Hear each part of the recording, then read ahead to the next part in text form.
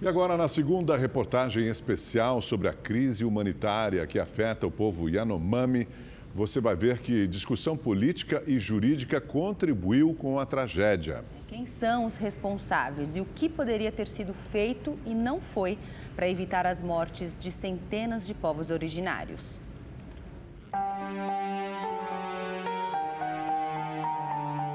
A demarcação da terra indígena Yanomami foi homologada e registrada em 1992. São quase 10 milhões de hectares, abrangendo municípios do Amazonas e de Roraima, em toda essa parte aqui, na divisa com a Venezuela. Para ter uma ideia melhor da dimensão, a área é mais ou menos o tamanho de Portugal. E é uma terra tradicional, identificada pela FUNAI através de estudos antropológicos. Lá vivem aproximadamente 35 mil indígenas, entre Yanomami e Ecuana e indígenas isolados.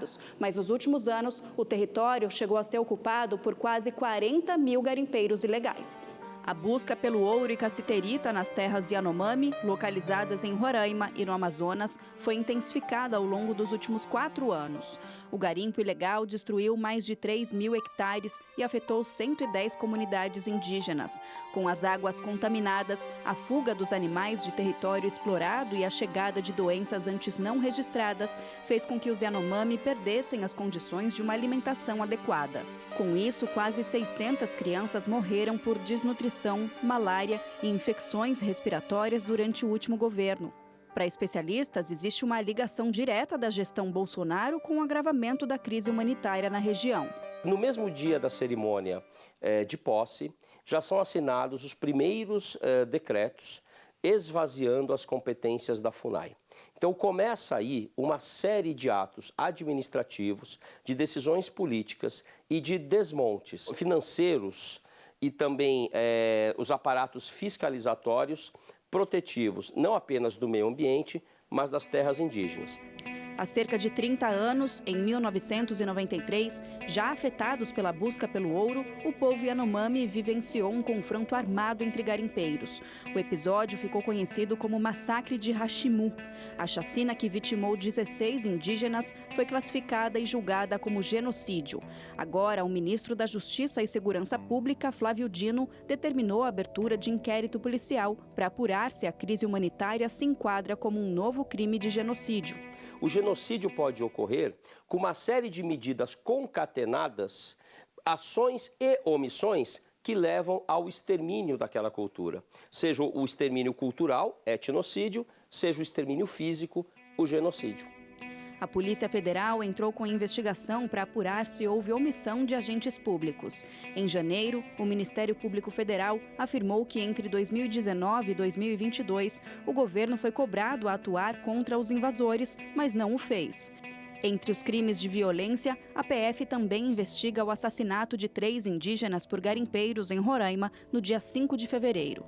Segundo o advogado, pelo menos 4 crimes devem ser investigados. Prevaricação. Autoridades públicas que não fizeram o que a Constituição lhes determina que seja feito. Omissão quando o dever lhes cabe atuar. O servidor público não pode deixar de atuar quando ele tem esse dever funcional, por competência. O próprio genocídio e o crime contra a humanidade. Nesse ano, foi criado o Ministério dos Povos Indígenas e, pela primeira vez, uma mulher indígena foi nomeada presidente da FUNAI. A fundação tem apoiado as ações do governo junto às Forças Armadas e ao IBAMA para desmontar o garimpo na terra Yanomami. Um decreto assinado pelo presidente Lula autorizou a aeronáutica a monitorar o espaço aéreo na região para a saída voluntária dos invasores. Diversos vídeos mostram garimpeiros fugindo. É preciso identificar quem realmente financia os garimpos ilegais, quem são os proprietários das aeronaves. E agora os garimpeiros só estão saindo de lá porque o governo fechou o espaço aéreo da terra Yanomami. Então eles não têm como se sustentar. Quem acompanha a história dos povos indígenas e o ataque que suas terras têm sofrido ao longo dos anos no Brasil são unânimes em dizer que tudo seria diferente se houvesse mais respeito e proteção aos povos originários.